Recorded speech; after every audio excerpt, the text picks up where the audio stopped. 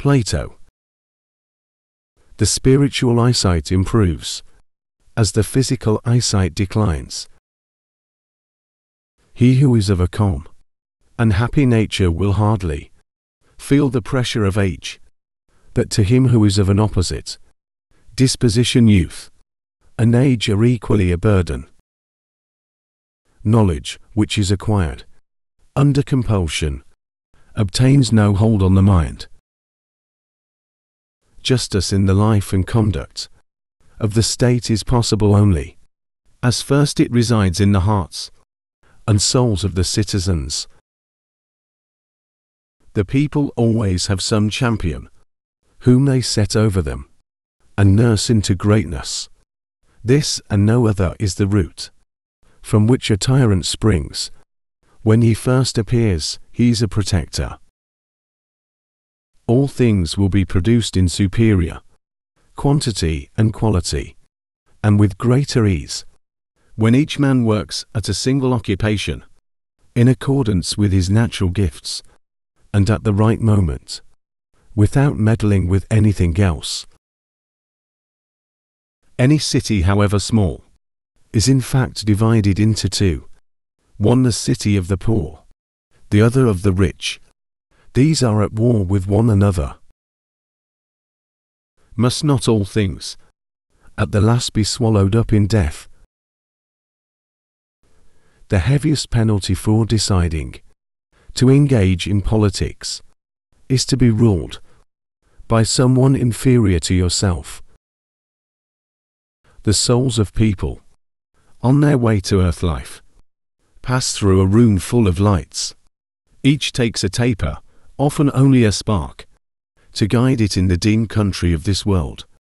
But some souls, by rare fortune, are detained longer, have time to grasp a handful of tapers, which they weave into a torch.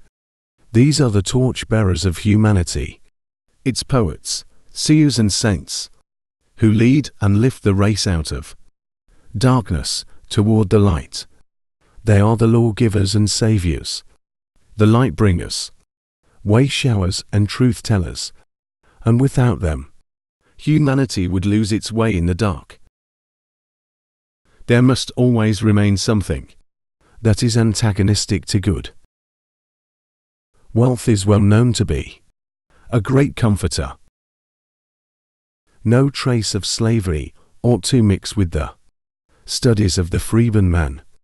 No study, pursued under compulsion, remains rooted in the memory. When men speak ill of thee, live so as nobody may believe them. Philosophy is an elegant thing, if anyone modestly meddles with it, but if they are conversant with it more than is becoming, it corrupts them. Those wretches who never have experienced the sweets of wisdom and virtue, but spend all their time in revels and debauches, sink downward day after day, and make their whole life one continued series of errors. They taste no real or substantial pleasure, but, resembling so many brutes, with eyes always fixed on the earth, and intent upon their loaden tables, they pamper themselves in luxury and excess. These, then, will be some of the features of democracy.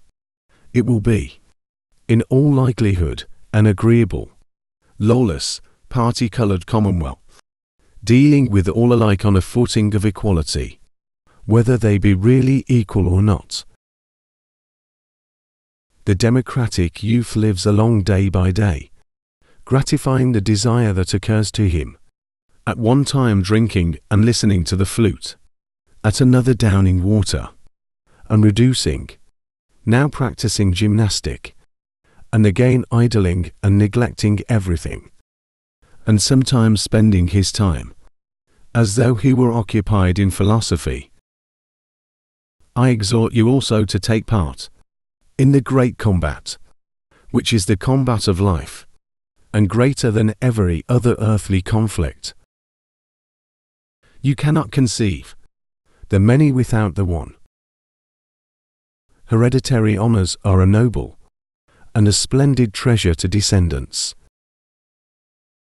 Thanks for watching.